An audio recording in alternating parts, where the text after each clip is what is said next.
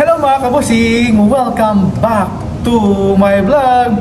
So for today's video nga mga kabusing, ang pag-uusapan natin ngayon ay ang Miss Grand Philippines mga kabusing at syempre Miss Universe Thailand 2025 mga kabusing.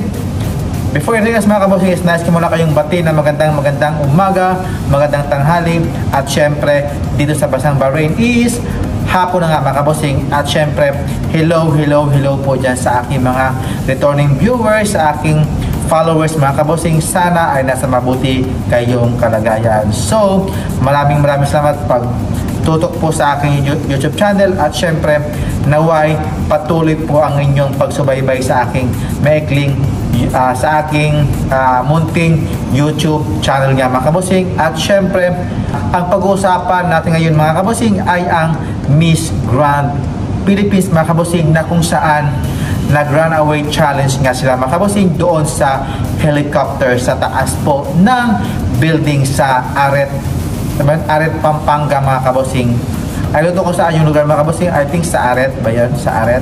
Pero grabe mga kabusing yung kanilang pa-runaway challenge doon sa taas ng building. So alamin natin mga kabusing kung sino doon yung mga nag-stand out nga mga kabusing. At syempre yung nag-stand out nga dyan mga kabusing ay si Emma Mary Diglao ng Pampanga, si Michelle Arceo at syempre from Zambales na si Anita Rose Gomez nga mga kabusing. So let's talk about Emma Mary Diglao mga kabusing sa kaniyang runaway challenge. So sa kaniyang runaway challenge mga kabusing, okay na okay sa akin, pulidong pulido, parang naka-rehearse mga kabusing yung kanyang galawan mga kabusing.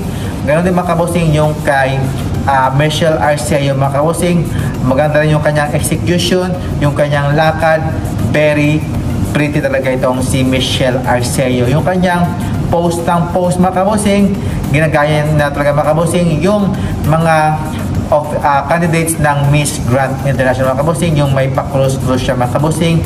At syempre hindi talaga ako makaget over sa runaway challenge ni Anita Rose Gomez mga kabusing. Grabe, pulidong pulido, sobrang ganda yung pag-execute ng kanyang gown mga kabusing sa red, napakaganda nga mga kabusing.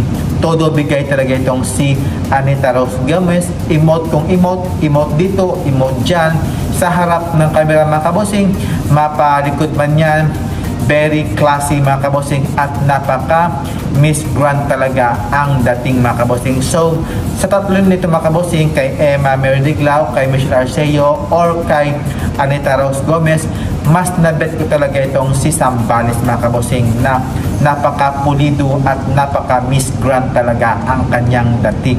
Ayan.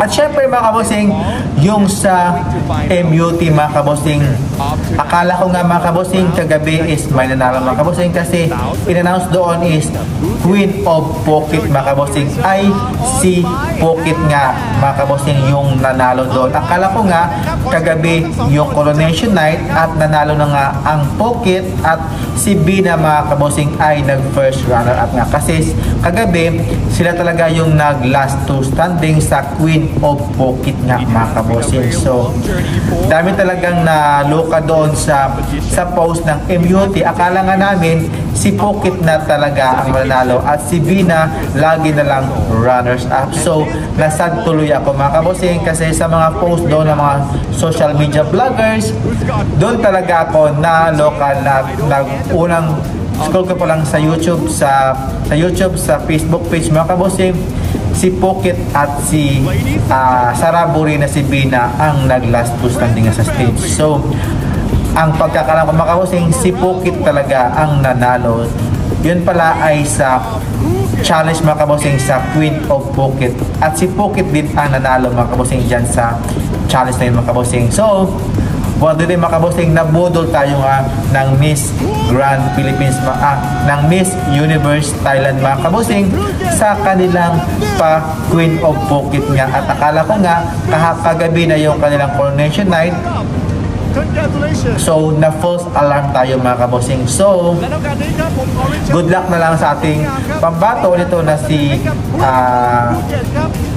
good luck na lang ito kay Sambales mga kabosing, at syempre kay Eme Merliglaw at kay Michelle Arceo. Kung sila man sa inyo ang magiging Miss Grand, sana ay maging okay ang iyong reigning queen at syempre makatop 5 tayo sa Miss Grand. At maraming salamat mga kabosing sa iyong pagsuporta at syempre sa Miss Universe Thailand na si Bina, sana ay makuha mo na ang corona. Laban lang, Bina. Congratulations in advance mga kabosing, at thank you for watching and God bless. Kapungkap and syukran mga kabosing. Thank you for watching and have a nice day. God bless. Mwah.